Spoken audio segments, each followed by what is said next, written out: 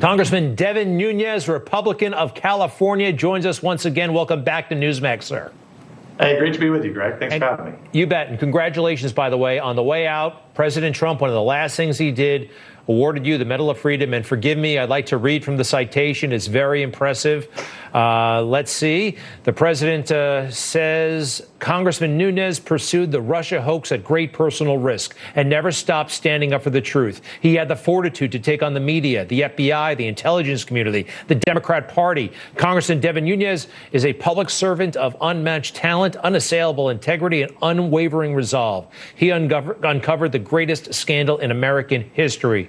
Wow. Congratulations. And you can tell that statement is from the heart. Thank you. It was a tremendous honor. And, unfortunately, I hope soon in the future that there'll be more indictments and that people are actually held accountable. But so far, we've had very little accountability. So what's your role right now? The Senate trial is next week. I know you voted against impeachment on the House side. They're going through with this nonsense. I have a document from the impeachment briefing. This was filed by House impeachment managers, a pre-file legal brief. Let's go ahead and put it up. This is what they say about the president. He summoned a mob to Washington, exhorted them into a frenzy, and aimed them like a loaded cannon down Pennsylvania Avenue.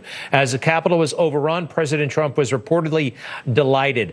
This is something that a far left political action committee might be able to wedge into a commercial, but this is not, in my opinion, something for a legal document.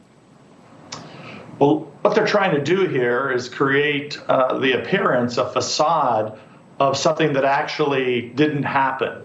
So you have to remember, if mobs and riots were occurring for the last year. So you have to apply a little common sense to this.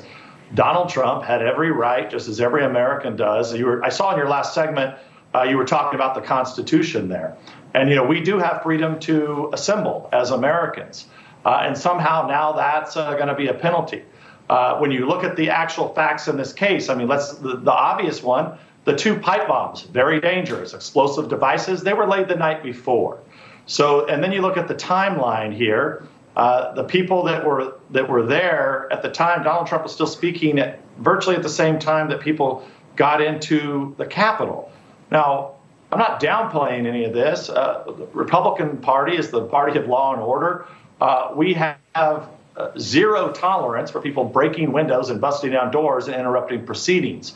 But to try to move that forward and impeach a president after he's already out of office for doing what he had every right to do, which was to speak to somebody a half a mile away, a group, and summon them there so that he could express his rights as an American citizen to complain of what he thinks is election fraud. Yeah, he had every right to do that. And I try to apply a little common sense to this, Greg.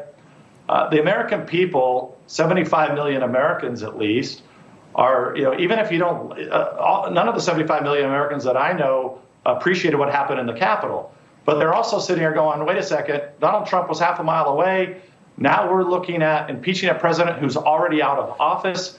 Don't you guys have anything better to do here?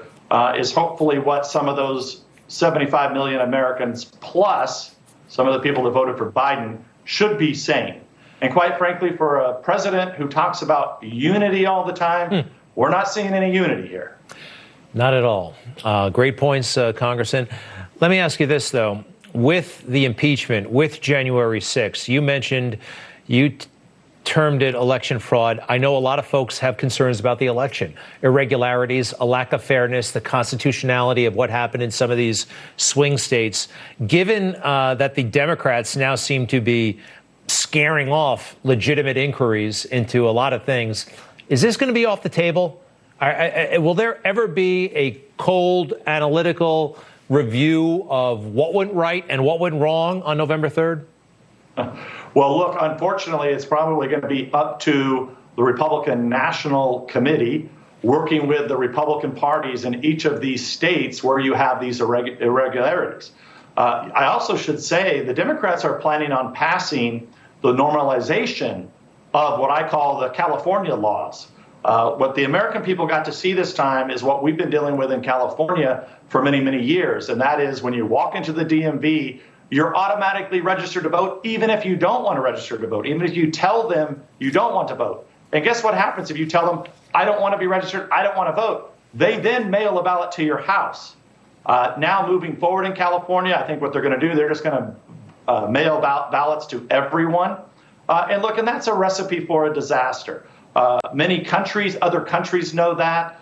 Even former President Jimmy Carter knows that. And for the United States of America to be advocating this type of absentee ballot programs is a problem. So it's gonna take the state legislatures and the Republicans in those states to actually put a magnifying glass on this so that we can stop this from happening. But meanwhile, federally here in Washington, the Democrats are going to try to mandate this type of behavior and this type of election process moving into the future. You know what countries have the greatest voter turnout? A country I've been to, Iraq. Under Saddam Hussein, they had 99% voter turnout. And I think they're playing very serious games here, and I don't like them. And you're mentioning California. That's an important example. We don't want to be like that nationally. Hey, I do want to ask you about Congresswoman Marjorie Taylor Greene. She's gaining a lot of attention, freshman from Georgia. Let's face it, she's a bit of a character. I admire some of what she's said. However, other reports seem a little bit like, oh boy, is she all there? What do you think is going to happen? What do you think should happen, if anything? Well, look, we have a process in this country. We have 435 members of Congress that are elected by their districts. One man, one vote, right? That's the way we elect our representatives to Congress. So who are we to speak for the people that elected, the duly elected Ms. Greene? She won a primary, a very tough primary. She got through there. And look, and I would say this, if we're going to begin this process of expelling members based on things they've said in the past, and just because they don't like someone, I can tell you there are many Democrats that have said some very unsavory things, especially anti-Semitic things that have been said. We've never moved to expel those people out of Congress. In fact, the only time I can remember actually even contemplating expulsion of a member is when they were actually convicted of a crime, they were tried by a jury and convicted. That's when expulsion is actually necessary. So they're on a very slippery slope here, which I don't think will surprise many of your viewers. But coming from California, I'm used to this. They're just wielding power that they don't have vested in them by the Constitution. And so they're going to create, just like with this impeachment that's unconstitutional, just because I think they're afraid of Donald Trump ever running again. That's what this is really about. They're also clearly afraid of a member expressing her opinion. She has every right to do that. And if the voters in her district don't like it, then they can vote her out. It's not for me to decide that. Makes total sense to me. Congressman Nunes, thank you very much. Oh, by the way, your book is available wherever books are sold. Countdown to Socialism. Wow, we got to stop the clock. And I think reading that book would be helpful. Congressman, thank you very much, and congratulations.